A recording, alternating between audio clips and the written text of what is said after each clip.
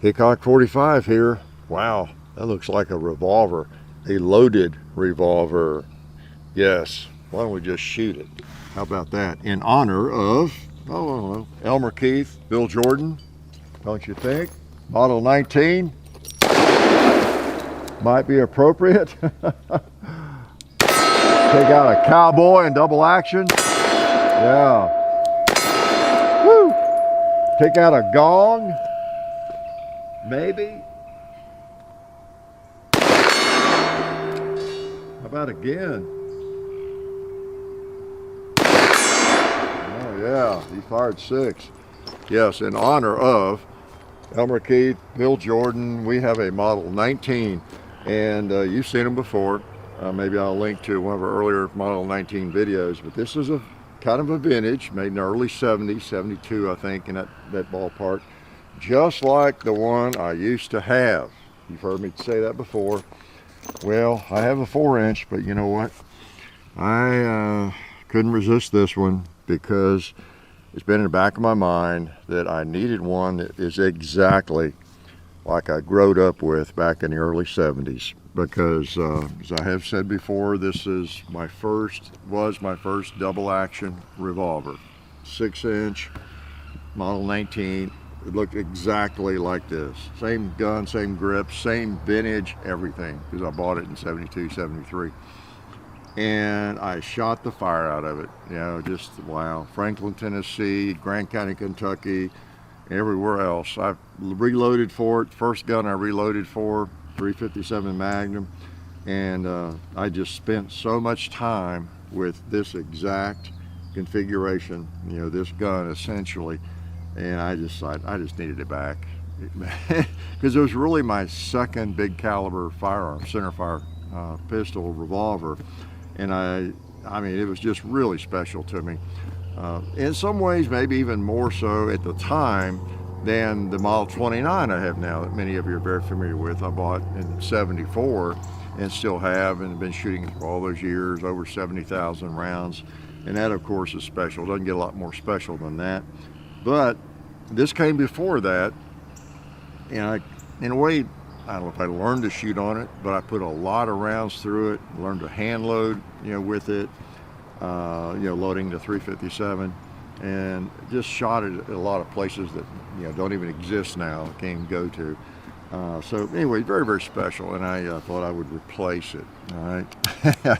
As one of my projects, replacing things I'm sorry need replacing. How's that? So anyway, before I proceed to, can I load it? I'll try a couple hand loads too, just in honor again of the big old ugly guy that bought one of these in 72, 73, learned to hand load this cartridge. So in fact, some of this brass would go back that far, you know. I could go through it and maybe find some.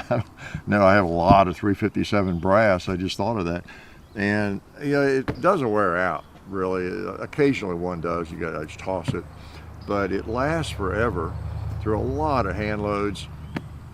And no doubt in my stash of 357 hand loads, there are pieces of brass that I fired in 72, 73, you know, and 75 and right on up. So pretty cool.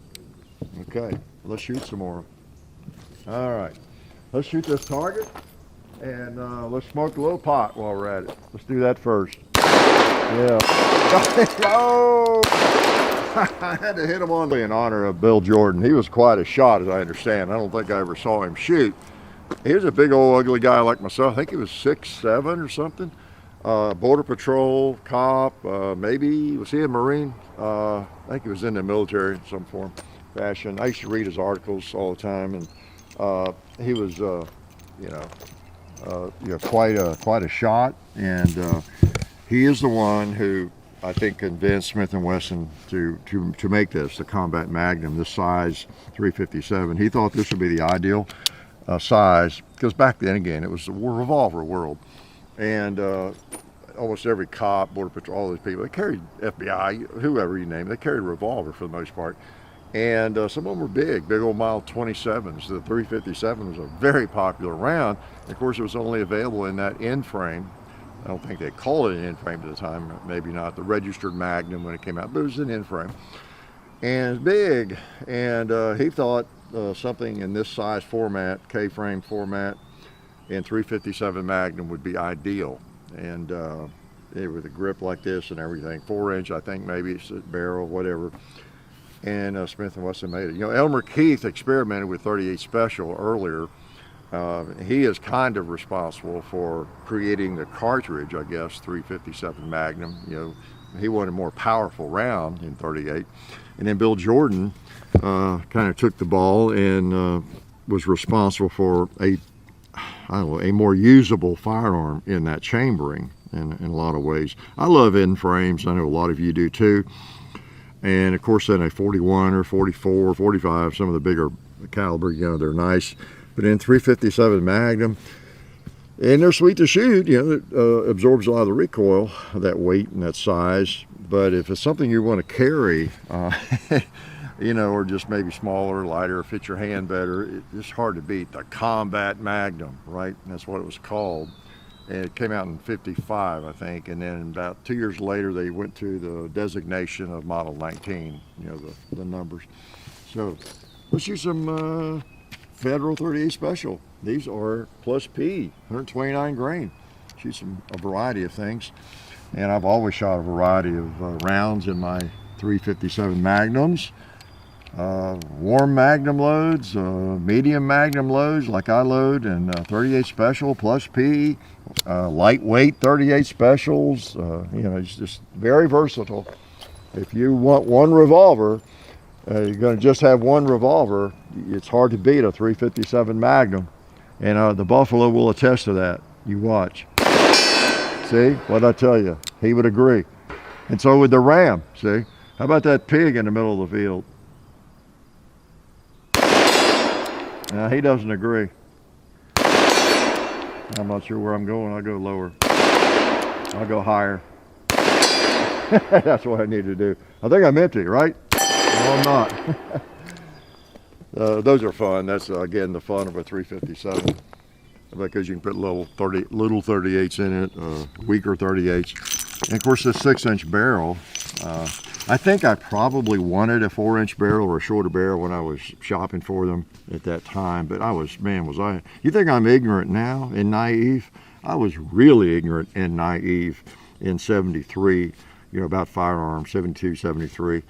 And I just thought, wow, I want a police revolver. It's kind of the way I looked at this. You know, this is what I'd grown up with. This is what the cops carried, man. This swing out cylinder, 38 or whatever, and a Smith & Wesson or a Colt. And I was just enthralled with it. I really was. So it was high on my list when I got out of school. It was. I guess I sneaked in the Ruger Blackhawk. You know about that if you've been around, 45 Colt, while I was actually still in school, finishing up, okay? And it wasn't that expensive, but I sneaked that one in, my first centerfire firearm. And when I got out, I was ready to go shoot some and something else. And, you know, this gun was it. A police revolver was I thought would be really cool to have. And I mean, again, everybody, it was a revolver world, so it wasn't just a police revolver. But it's what I'd seen so much of, and I got some good advice, didn't I? Because again, like I said, I was dumb. You know, not that I'm not now, but you know, I mean, think about that. Think about it. In fact, I should be proud of myself. My first two guns, come to think of it, centerfire handguns. First two guns, period, of any significance that I bought. A Model 19 Smith & Wesson and a Ruger Blackhawk. Hey, I could have done a lot worse, couldn't I? Come think of it, for someone who didn't know anything. So I must have asked the right questions, or I had some good advisors, don't you think? Oh man. Oh yeah. Yeah.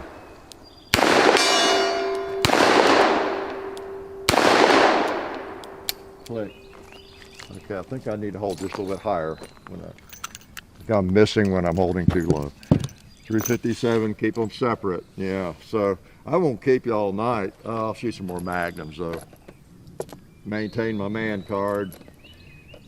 Yep, good old Federal 158 grain. That's kind of the standard classic. I know there's so many cartridges and every weight and fashion you can imagine these days, but 158 grain has kind of been the standard for a long time in 357 Magnum. Depends on what you're doing. I think a lot of, obviously the 130, 129 grain bullets are very, very popular in a carry gun, no doubt about it.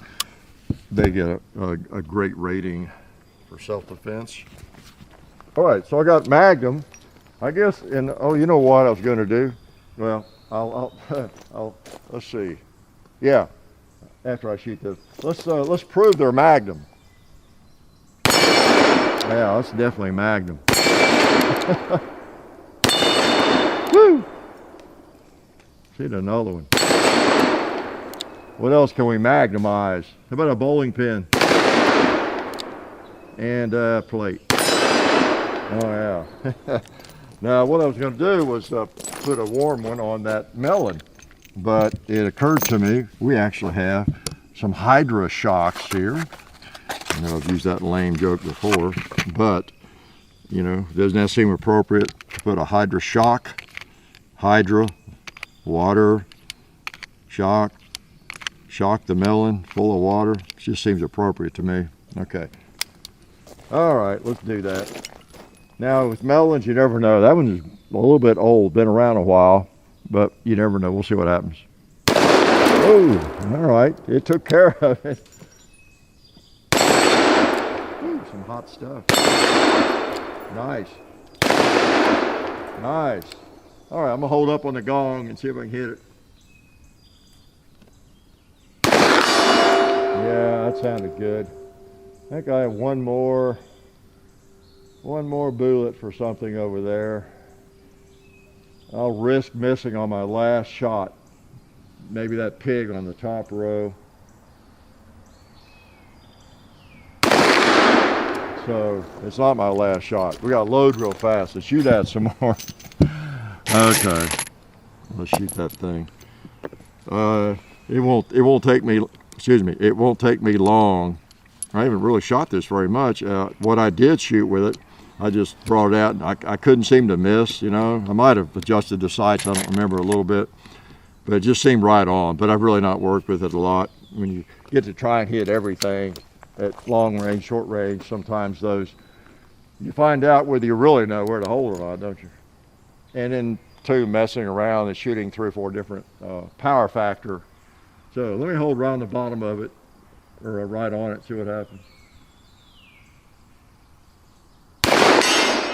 Okay. You didn't think that'd be my last shot, did you, just because I got it? Yeah, all right. Pretty nice. So let's stop the action here. Yeah, those are really nice to shoot. They're not too punishing on the body or on the hand. So, yeah, I used to apologize pretty often for my addiction, but I really don't anymore. You know, I just ignore the invitations to the 12-step programs and everything. I just acknowledge it and enjoy the addiction. And I do enjoy replacing firearms that I let get away, the special ones I let get away. And I've done that with 4 or 5, 6 firearms, and we'll bring them out and do a video on that. And maybe I will apologize in that video. But yeah, the 6-inch 19, I have a lot of history with that. Goes back pretty far. I pulled my dumb move though, actually, and it's not like I had it up until, let's say I bought it in 72 or 3, and I didn't have it for like 10 or 15 or 20 years. I really shot the fire out of it, lived with it, and it feels like I had it for 20 years, but it was really just 2 or 3, I think. Yeah, and then so all the rest of that time since, I've just sort of been missing my 6-inch Model 19. Every time I see one at a gun show, oh yeah, there's the old gun. Well, now it's in my hand, so I know you feel good for me, don't you? Glad you're here. Life is good. Oh yeah, that's better. This is a great gun for defense. Oh hey, didn't see you guys there. While I've got you here, I want to remind you of our friends over at Talon Grips and Ballistol. Talon Grips makes grips, can you believe it, for all different types of firearms. You can get rough texture or more of a rubberized texture. It just sticks right on there. You know, really affordable, really cool option to improve the grip for your handguns or rifles. So please check them out at talongungrips.com. You'll be glad you did. And also Ballistol. Dad has been using Ballistol for many years. It's a cleaner and a lubricant, and it's non-toxic. It works really great, and we're happy to have them on board since it's been a part of our shooting endeavor for a very long time. So go to ballistol.com, talongungrips.com. And also, while you're out there, I'm juggling all these things here. Also, while you're on the internet, please do check out our other social media like Hickok45 on Facebook. There's also Hickok45 on Twitter. The real Hickok45 on Instagram. There's a John_Hickok45 on Instagram where I do some things. There's Hickok45.com. You can find us also on Gunstreamer. So check out all that stuff and then watch more videos.